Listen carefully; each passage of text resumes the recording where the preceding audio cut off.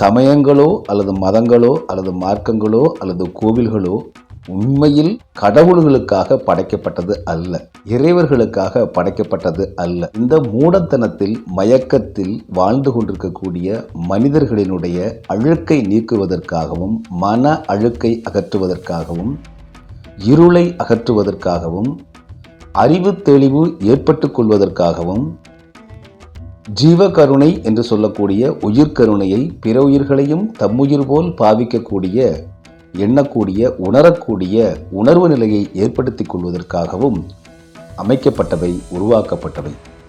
ஆனால் இந்த மூடத்தனமான மனிதர்களிடம் நீங்கள் எதை கொடுத்தாலும் குரங்கு கையில் அழகான ஒரு பூமாலையை விடிய விடிய இரவு முழுவதும் அமர்ந்து ஒரு பூக்களை கோர்த்து மாலையாக கட்டி அதை காலையில் கொண்டு போய் குரங்கு கையில் கொடுத்தீங்க அப்படின்னா அது பிச்சு பிச்சு போட்டுரும்.